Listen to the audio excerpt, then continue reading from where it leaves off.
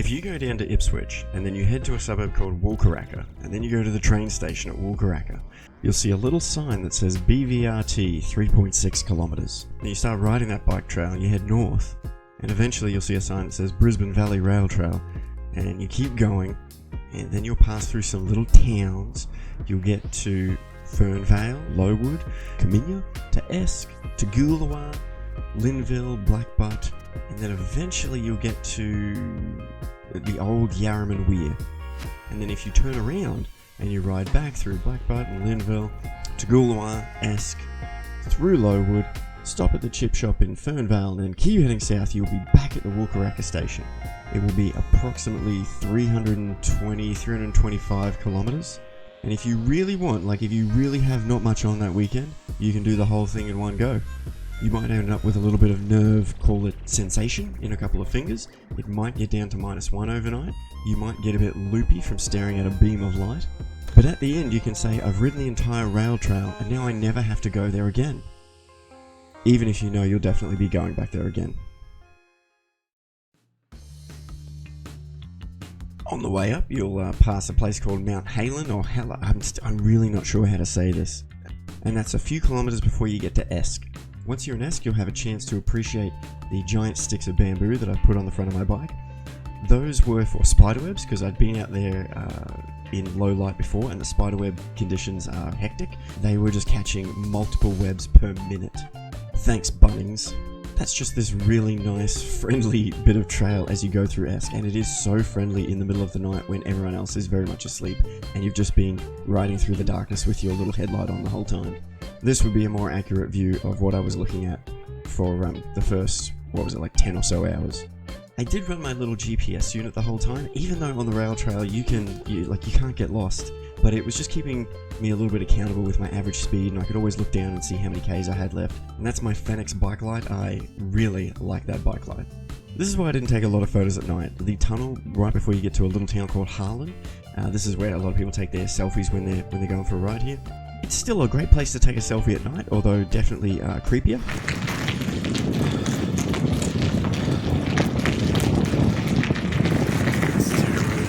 Alright. Oh, hang on. Can't see my watch. It's 1:15. The time is 6:10 a.m. I just had my first actual coffee. I've been having caffeine pills. I had my first coffee at a market stall in Blackbutt. I was going to the bakery, but the bakery's closed. And since having the coffee, I am insanely tired. I stopped riding about 10 minutes ago. I've just been walking because I feel I'm just going to crash into a tree. So I'm just doing this to try and wake up. I got 17 Ks to the turnaround point. I'm so far behind. But hopefully, with 500 meters less climbing on the way back, I can make up some time. We'll see. I did sacrifice my precious deadline to stop the moment I could see the first little bit of sunlight. I wasn't too sure if the official end was this thing or if it was the Yarraman Weir. I always thought it was the Yarraman Weir, which is like a little sort of campish type area. So I just made sure to go through both. It's very sunny now. I don't know what happened before. Well, I got an idea. I got a theory. Oh, I'm at the halfway point. That's the old Yarraman Weir bicycle. So I think what's happened was I was super cold and I had a hot coffee, and it I don't know, it upset the whatever. And like I said, I stopped riding to walk, but I only walked 100 meters. I know because I'm following my GPS, and it told me in 30 minutes I walked 100 meters. It was not a good use of time. But I just kept leaning on the bike, and I was falling asleep leaning with the bike. So now I'm gonna get changed into my day kit, because this stuff. Oh, so after I woke up from my coma, I was just super cold. The only time all night I had put this third layer on was just the half hour after that episode, and I just kept it on because I don't want to keep stopping. So I'm cooking, so I just undid all the zips as I was going. But real quick, speaking on gear, MVPs have been the toe cozies, my homemade carb mix, it has about a 6 or 7 hour limit, and then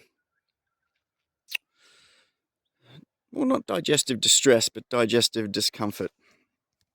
Oh, and this Fenix light made it all night on 1.5 batteries, and the first one only ran out because I'd put the smaller capacity battery in there. Wow. So at this stage, considering how long everything's taken, and it's now 7:40 a.m. when I was meant to be here at 5:30 a.m. I don't think my 20-hour target is super realistic, but I'm still going to give it a red hot crack and set the best time I can on the way home. I think with the drink mixers not working so much, I will have to make some more stops for food, which I'm pretty excited about. All right, I'm not sure if you've heard of a company called, sorry, the sun is just like everywhere right now. I don't know if you've heard of a company called Kobayashi Healthcare, but they make a product called Hot Hands.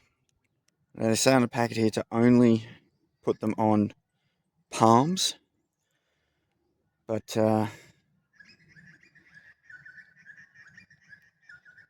nobody out here from Kobayashi Health. You can just stuff as many as you want into your shoes.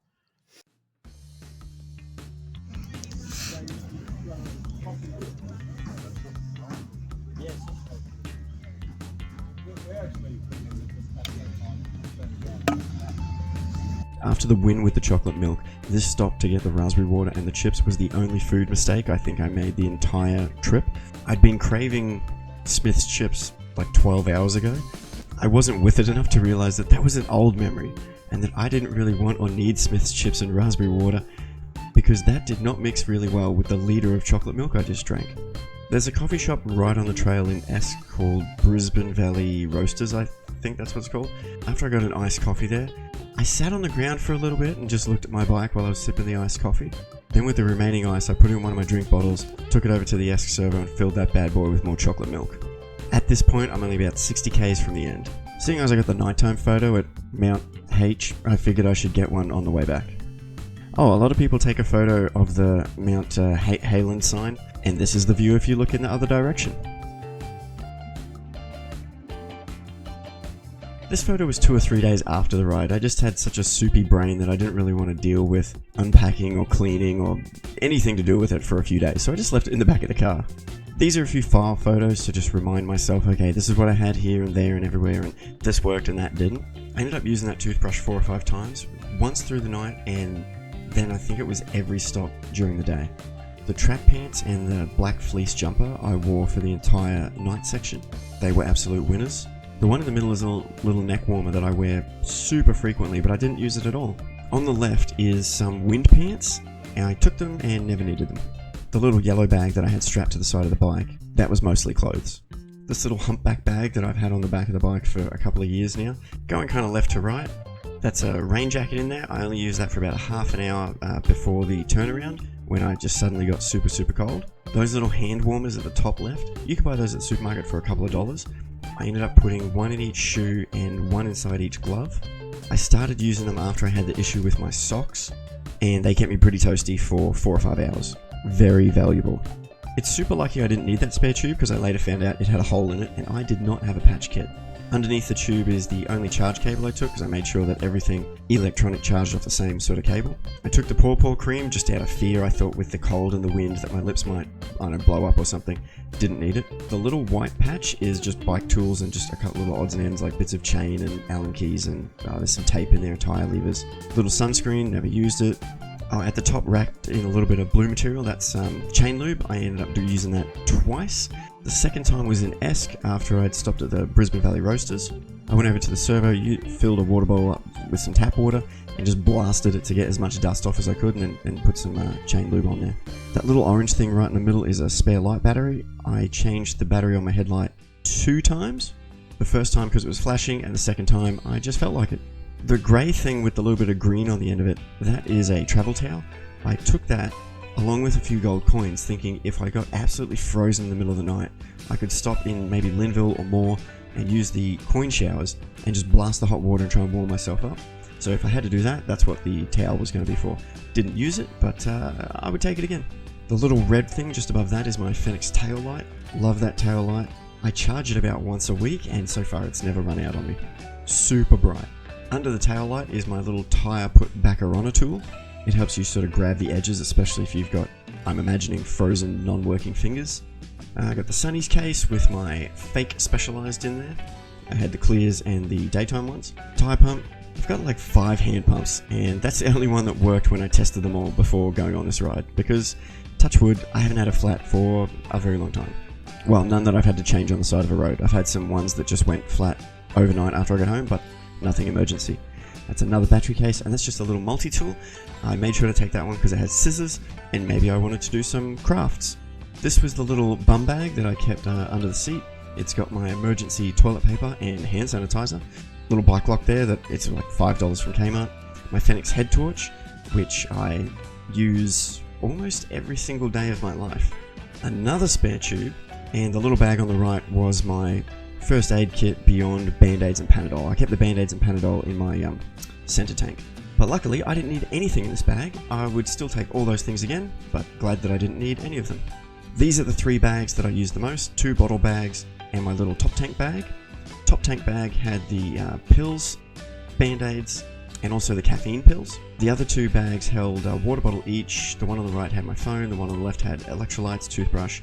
Those little skin-coloured squares there, sports tape, cut small enough so that if my nose started to freeze, I could put them on my nose. Because I saw some Olympic skiers doing that, and I just really wasn't sure how cold, weird, and weird things were going to get out there. And knowing that for the first sort of 10 hours, there would be no shops, there'd be nothing, nowhere I could go to sort of like, you know, get a little thing, like no 24-hour Kmart. So I'm glad I had them, but did not need them. This is the big frame bag, and originally it had a lot of liquid calories in there, like this syrup that I made up.